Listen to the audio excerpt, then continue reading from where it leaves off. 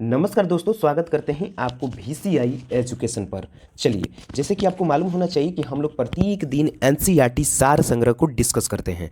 और आपको बता दें कि NCERT सार संग्रह के अकॉर्डिंग हम लोग आधुनिक भारत को शुरू किए थे और आधुनिक भारत में हम लोग उग्रवादी उदारवादी को पढ़ लिए हैं।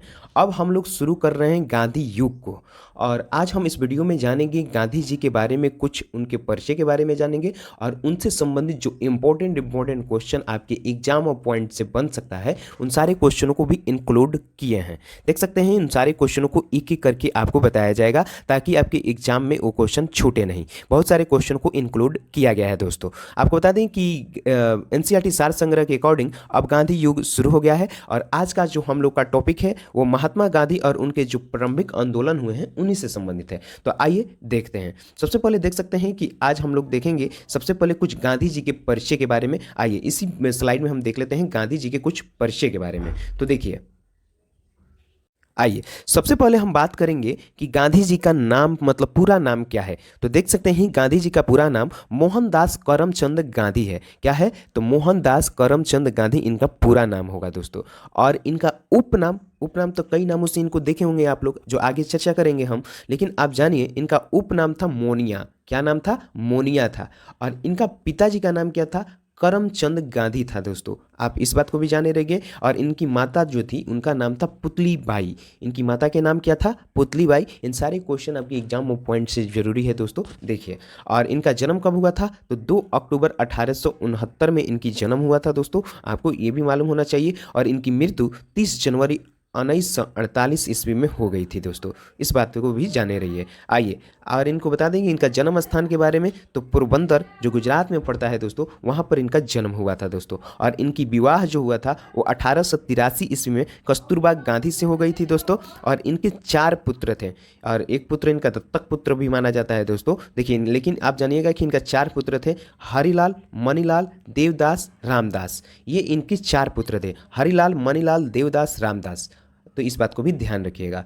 आइए अगला क्वेश्चन देख सकते हैं कि इनकी राजनीतिक गुरु कौन है और इससे क्वेश्चन भी पूछा गया है दोस्तों। तो इनके राजनीतिक गुरु के बारे में बता दें तो गोपाल कृष्ण गोखले हैं दोस्तों। आपको ये भी मालूम होना चाहिए जब गांधी जी साउथ अफ्रीका से लौटेंगे तो सबसे पहले गोपाल कृष्ण गोखले से मिलेंगे और गोपाल कृष्ण गोखले बोलेंगे कि आप पूरे भारत की दौरा कीजिए। तो इस बात को भी जाने रहिए। और इनकी प्रमुख शिष्य कौन कौन से थे? तो इंग्लैंड में जन्मी मीराबेन, जो महात्मा गांधी द्वारा प्रदत्त नाम, मतलब मीराबेन कौन नाम रखा था? महात्मा गांधी। और ये मीराबेन जो थी वो इंग्लैंड में जन्म ली थी दोस्तों। और इनका नाम क्या था दोस्तों? तो मैडलिन स्लेड इनका नाम था दोस्तों। तो पूछा जाएगा कि मैडलिन स्लेड का उपनाम गांधी जी क्या रखे थे? तो मीराबेन रखे थे दोस्तों। क्या रखे थे? मीराबेन। और पूछा जाएगा आपसे मैडलिन स्लेड कहाँ की रहने वाली थी? तो इंग्लैंड की रहने वाली थी और महात्मा गांधी का मतलब प्रमुख शिष्यों में से एक थी दोस्तों, इस बात को भी ध्यान रखिएगा।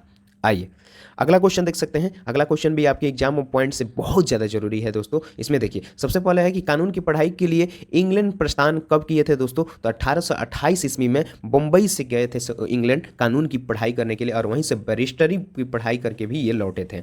आपको मालूम होना चाहिए कानून को हम बैरिस्टरी भी कहते हैं। और ये बैरिस्टर बन के और उसकी डिग्री प्राप्त करके 1891 में लौटे थे दोस्तों, इस बात को भी ध्यान रखिएगा। और आपको मालूम होना चाहिए कि दादा अब्दुल्ला जो थे वो दादा अब्दुल्ला भारत के एक व्यापारी हुआ करते थे। उन्हीं की मुकदमा के लिए दक्षिण अफ्रीका चले गए थे, इनकी मुकदमा लड़ने के लिए। कब गए थे दोस्तों? तो 1893 ईस्वी में। आपको ये जानकर देखिए कि ये बैरिस्टर बनकर कब आ रहे हैं इंग्लैंड से? 1891। और तुरंत 2 साल बाद और 1893 में ही ये साउथ अफ्रीका चले जा रहे हैं दादा अब्दुल्ला की लड़ाई लड़ने के लिए।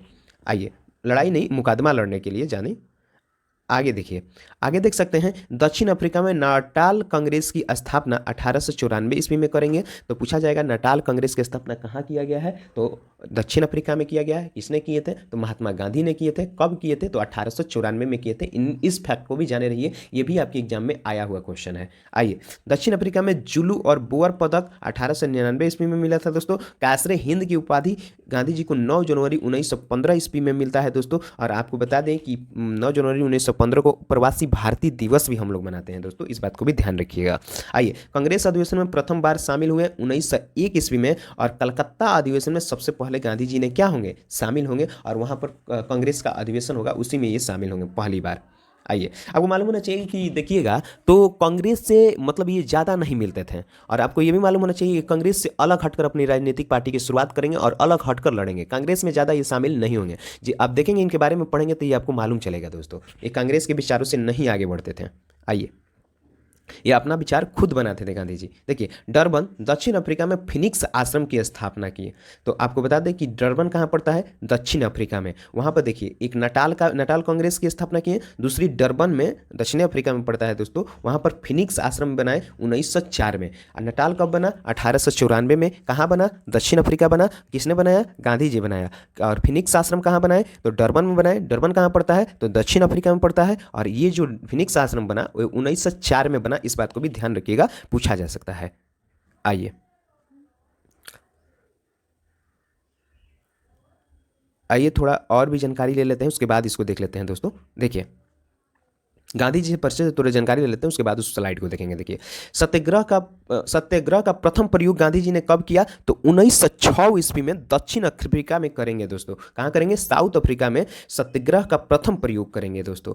और जीवन में पहली बार जेल गए, प्रथम जेल का अनुभव इन्होंने 1908 ईस्वी में लिए दोस्तों, ये भी आपको मालूम होना चाहिए। देखिए, गांधी जी दक्षिण अफ्रीका में अब तक माने हम जहाँ तक आपको पढ़ाएं वहाँ पर ये 3 आश्रम की स्थापना की है। फिनिक्स आश्रम, और आप देखे होंगे कि इसके पहले हम बताए थे एक और आश्रम था दोस्तों। तो सबसे पहले आप देख रहे हैं कि फिनिक्स आश्रम से पहले नटाल कांग्रेस की स्थापना साउथ अफ्रीका में किए।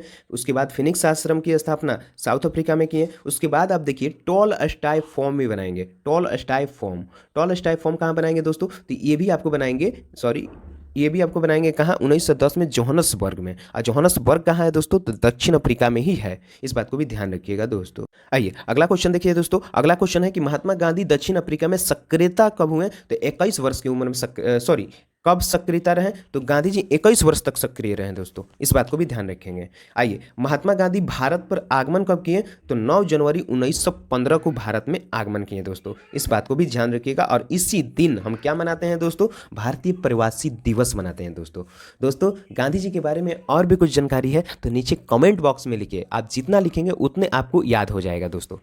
आइए अगला क्वेश्चन देखेंगे। अगला क्वेश्चन देखिए कि साबरमती आश्रम की स्थापना 1915 में करते हैं, और ये भारत में करते हैं दोस्तों, ये भी आपको मालूम होना चाहिए। और भारत में कहाँ करते हैं, नीचे कमेंट करके बताना है कि साबरमती आश्रम की स्थापना गांधी जी कहाँ करते हैं दोस्तों। आइए अगला देखिए, कांग्रेस अधिवेशन की अध्यक्षता 1924 में करते हैं। आपको मालूम होना चाहिए कि कांग्रेस में एक ही मात्र अधिवेशन करते हैं 1924 में, और बेलगांव में करते हैं दोस्तों। और आपको ये भी मालूम होना चाहिए कि बेलगांव कर्नाटक में पड़ता है दोस्तों। आइए, और गांधी जी के बहुत सारे कुछ पुस्तक भी आई। एक आया आत्मकथा इनका, सत्य के साथ मेरा प्रयोग, 1925 में आया दोस्तों, सत्य के साथ मेरा प्रयोग। और सिद्धांत इनका था सत्य और अहिंसा, इस बात को भी ध्यान रखिएगा। अखिल भारतीय खादी बोर्ड की स्थापना 1923 में करते हैं। अखिल भारतीय चरखा संघ की स्थापना 23 सितंबर 1925 को करते हैं, इस बात को भी ध्यान रखिएगा दोस्तों। और आइए अब इनके बारे में हम लोग जितने भी जानकारी ऑनलाइन और फैक्ट में होना चाहिए उन सारे जानकारी को हम लोग देख चुके हैं। आइए पिछले स्लाइड में यहाँ तक कुछ छूटा था दोस्तों, उसे हम देख लेते हैं और पूरे स्लाइड ले लेते हैं। हाँ देखिए, अब हम लोग इनके बारे में देख लेते हैं दोस्तों कि इनका कुछ प्रमुख पुस्तकें थी। आइए आप देख लीजिए, इनकी कुछ प्रमुख पुस्तक थी उनके बारे में। सबसे पहले इनके प्रमुख पुस्तकों में से आता है सत्य के साथ मेरे प्रयोग, इनकी आत्मकथा मैंने इनके बारे में लिखा गया है दोस्तों। और ये इनके बारे में लिखा गया कि सत्य के साथ मेरे प्रयोग के नाम से आप देखेंगे। दूसरी चीज़, इंडिया ऑफ माई ड्रीम इनका ही बुक है दोस्तों, इस बात को भी ध्यान रखिएगा। और अनासक्त योग इन्हीं का है। और हिंद स्वराज 1909 ईस्वी में लिखेंगे। गीता देखेंगे, गीता माता इन्हीं का है। सप्त महाव्रत गांधी जी का वास्तविक दर्शन और पश्चिमी सभ्यता का विरोध से जुड़ा हुआ है दोस्तों, सप्त महाव्रत। और एक और काफ़ी प्रचलित सुनो विद्यार्थियों, ये भी पुस्तकें गांधी जी का है, इस बात को भी याद रखिएगा। सत्य के साथ मेरा प्रयोग इनका आत्मकथा है, ये बहुत बार पूछा भी जा चुका है। और सुनो विद्यार्थियों, ये भी क्वेश्चन आपसे पूछा जा सकता है, क्योंकि ये भी पूछा जाने वाला क्वेश्चन है, तो ये गांधी जी की प्रमुख पुस्तकों में से एक हो जाती है दोस्तों। आइए अब हम बात कर लेते हैं। अब देखिए प्रमुख समाचार पत्र, अभी आप लोग पुस्तक के बारे में देख रहे थे, अब देखिए इनकी कुछ प्रमुख समाचार पत्र था। सबसे पहले था द ग्रीन पैम्पलेट, ये आया था 14 अगस्त 1896 ईस्वी में। कहाँ आया था दोस्तों, तो राजकोट में आया था। और इंडियन ओपिनियन, देखिए इंडियन ओपिनियन आया था 1903 में, दक्षिण अफ्रीका में लिखे थे। और यंग इंडिया आया था 1919 में, और हरिजन आया था 1932 ईस्वी में। इस बात को भी ध्यान रखिएगा दोस्तों, इनकी प्रमुख समाचार पत्रों में से एक पत्र है दोस्तों, इस बात को भी ध्यान रखिएगा। आइए, महात्मा गांधी की कुछ प्रमुख उपाधियां है दोस्तों, इनकी उपाधियों के बारे में आप जान लीजिए। महात्मा गांधी के कुछ प्रमुख उपाधियों के बारे में हम आपको एक एक स्लाइड में बता देते हैं। उपाधियों को देख लेते हैं। सबसे पहले कौन कौन सी उपाधि मिली, तो कासरे हिंद की उपाधि मिली। और ये कब मिली दोस्तों, तो प्रथम विश्व युद्ध के समय इनको कासरे हिंद की उपाधि दी गई, अंग्रेजों द्वारा दिया गया दोस्तों। आइए, भर्ती करने वाला सार्जेंट इनको कहा गया दोस्तों, प्रथम विश्व युद्ध के समय। ये भी एक उपाधियों में से एक है। बता दें दोस्तों कि प्रथम विश्व युद्ध के दौरान जब अंग्रेज इनसे समझौता करते हैं कि आप भारत के लोगों को हमारे साथ जोड़िए और हम आपको स्वराज मतलब स्वशासन की व्यवस्था करेंगे अगर वहाँ से हम लोग जीत कर आते हैं तो। लेकिन ये जाकर लोगों को बताएंगे तो वहाँ के लोग इनको भर्ती करने वाला सर्जेंट कहेंगे, इस बात को भी ध्यान रखिएगा। आइए, भोंगी शिरोमणि इनको कहा गया दक्षिण अफ्रीका के प्रवास के दौरान। जब दक्षिण अफ्रीका में रहेंगे तो उनको भोंगी शिरोमणि भी कहा जाएगा। कुली बैरिस्टर, दक्षिण अफ्रीका में अंग्रेज मजिस्ट्रेट इनको कुली बैरिस्टर कहेगा। और आगे देखिएगा, करमवीर इनको कहा गया, दक्षिण अफ्रीका के सहयोगियों ने इन्हें करमवीर कहा दोस्तों। सेवाग्राम का संत भी इनको कहा गया आश्रम के अतिथियों द्वारा। और आधुनिक युग के आज़ाद शत्रु डॉक्टर राजेंद्र प्रसाद कहे थे दोस्तों, और आपको ये भी मालूम होना चाहिए। आप एक बात हमको कमेंट करके बताइएगा कि डॉक्टर राजेंद्र प्रसाद का जन्म कहाँ हुआ था, माने बिहार में हुआ है तो बिहार के किस जिले में इनका जन्म हुआ है, नीचे कमेंट करके बताइए दोस्तों। आइए, और भी देखेंगे, और भी उपाधि इनको मिला है दोस्तों। इनको कहा गया है मलंग बाबा। क्या कहा गया है दोस्तों, मलंग बाबा। कबालियों द्वारा इनको कहा गया दोस्तों। और बापू इनको कहा गया। CF एंड्रूज और जवाहरलाल नेहरू ने इन्हें बापू कहकर संबोधित किया और इनका उपनाम हो गया बापू। देशद्रोही फकीर इनको विंस्टन चर्चिल ने कहा दोस्तों। और भिखारियों का राजा पंडित मदन मोहन मालवीय ने इनको भिखारियों का राजा कहा दोस्तों। और राष्ट्रपिता इनको सुभाष चंद्र बोस कहें। और अर्धनग्न फकीर इनको विंस्टन चर्चिल कहा दोस्तों। और आपको मालूम होना चाहिए one man boundary force Lord Mountbatten द्वारा कहा गया दोस्तों। क्यों कहा गया, आप नीचे कमेंट करके बताइएगा। आइए, अगला क्वेश्चन देख सकते हैं दोस्तों। महात्मा गांधी इनको कौन कहा, महात्मा इनको कहें रविंद्रनाथ टैगोर ने इनको महात्मा के उपाधि दी है दोस्तों, इस बात को भी जाने रहिए। अभी तक हम लोग देखें तो महात्मा गांधी के कुछ आधुनिक परिचय के बारे में देखें। चलिए, अब हम लोग देख लेते हैं इनके बारे में कुछ। तो देखिए,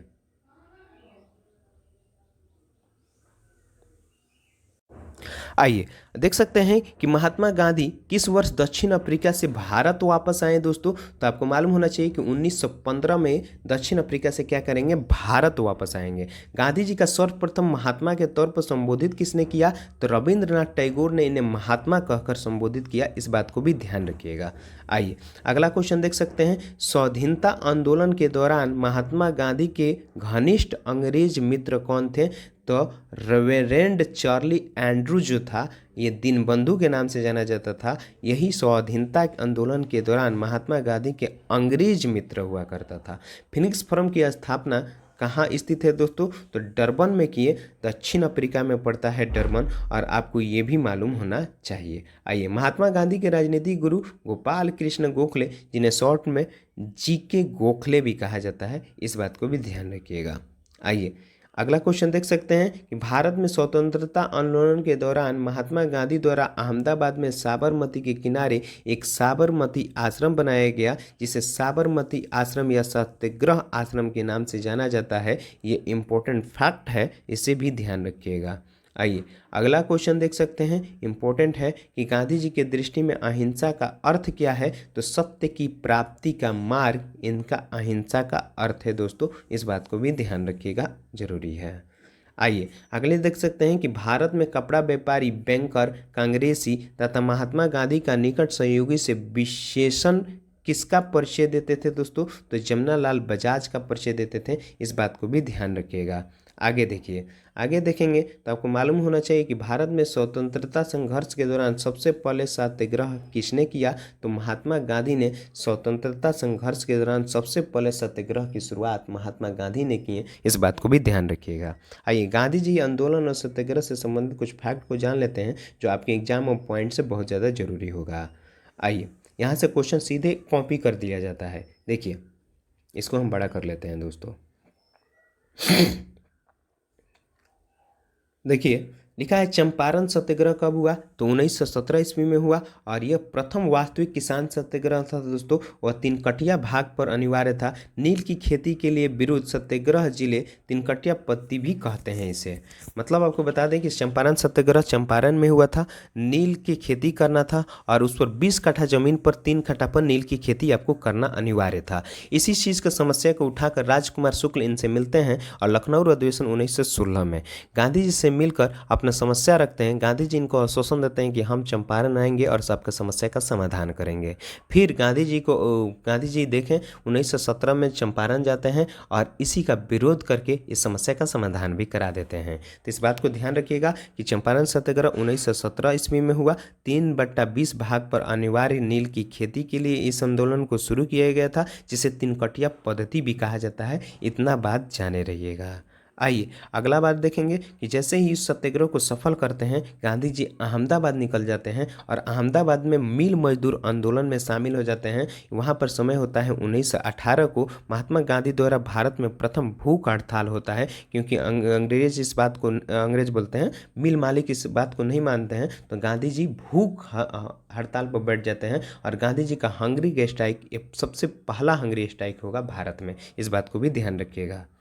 आइए आगे देखिएगा कि खेड़ा सत्याग्रह की बात करें तो 1918 में करेंगे। प्रथम पूर्ण किसान सत्याग्रह होगा दोस्तों। और जैसे ही अहमदाबाद मिल मजदूरन में समस्या को समाधान कराते हैं तो गांधी जी 1918 में ही खेड़ा निकल जाते हैं और खेड़ा में सत्याग्रह करते हैं, जिसे खेड़ा सत्याग्रह कहते हैं।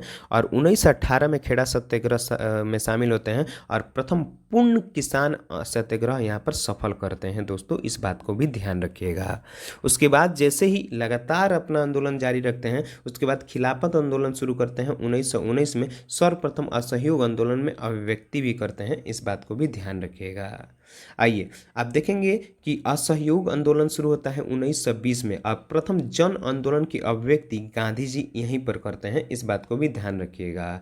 सविनय अवज्ञा आंदोलन 1930 में जाकर करते हैं। नमक सत्याग्रह माने नमक उठाकर उसको नमक सत्याग्रह को तोड़ देते हैं दोस्तों। इस बात को भी ध्यान रखिएगा। इसे सविनय अवज्ञा आंदोलन के नाम से जाना जाता है मेरे दोस्तों। आइए आगे देखेंगे व्यक्तिगत सत्याग्रह 1940 में होता है। इसमें दिल्ली चलो आंदोलन की नारा दिया जाता है दोस्तों। आपको ये भी बात जाने रहना चाहिए। कब होता है व्यक्तिगत सत्याग्रह? तो 1940 में। आपको मालूम होना चाहिए कि प्रथम सत्याग्रही कौन है, द्वितीय सत्याग्रही कौन है और तृतीय सत्याग्रही कौन है। इन तीनों के बारे में आप नीचे कमेंट करके बताइएगा ताकि आप इस बात को ध्यान रहेंगे। आइए भारत छोड़ो आंदोलन और अगस्त क्रांति 1942 में गांधी जी का करो या मरो का नारा देते हैं। आप ये भी बात जाने जाइएगा कि अगस्त क्रांति के समय 1942, अगस्त क्रांति कब हुआ? 1942 में, जिसमें गांधी जी करो या मरो का नारा देते हैं। इस बात को भी ध्यान रखिएगा मेरे दोस्तों। आइए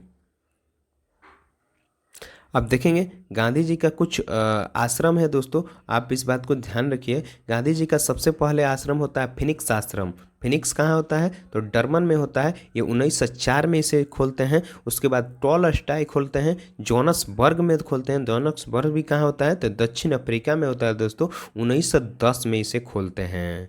साबरमती आश्रम कहाँ होता है दोस्तों? तो साबरमती नदी के तट पर होता है। और साबरमती नदी कहाँ है? अहमदाबाद में। और 1915 में इसे खोलते हैं दोस्तों। और उसके बाद आप देखेंगे कि सत्याग्रह आश्रम खोलते हैं और ये खोलते हैं कोचरब में। कोचरब कहाँ बनता है? तो अहमदाबाद में 1915 में करते हैं, जब भारत में आ जाते हैं तब कोचरब में।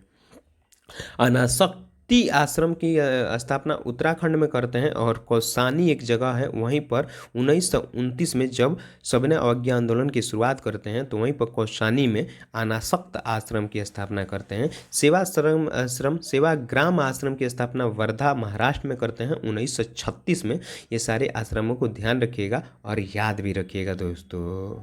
आइए अब हम लोग लास्ट टॉपिक की ओर बढ़ रहे हैं दोस्तों। और आज देखिए कि महात्मा गांधी भारतीय राष्ट्रीय कांग्रेस के अधिवेशन में सर्वप्रथम सम्मिलित हुए तो कलकत्ता अधिवेशन 1901 में सम्मिलित हुए दोस्तों। जब ये कहाँ रह रहे थे तो साउथ अफ्रीका में रह रहे थे। तब किसने कहा था कि विदेशी वस्त्रों की बर्बादी ही उनके साथ सर्वोत्तम व्यवहार है? तो महात्मा गांधी ने कहा था कि विदेशी वस्तु की बर्बादी उनके साथ सर्वोत्तम व्यवहार है। ये महात्मा गांधी का स्टेटमेंट है, इस बात को भी भूलिएगा नहीं मेरे दोस्तों।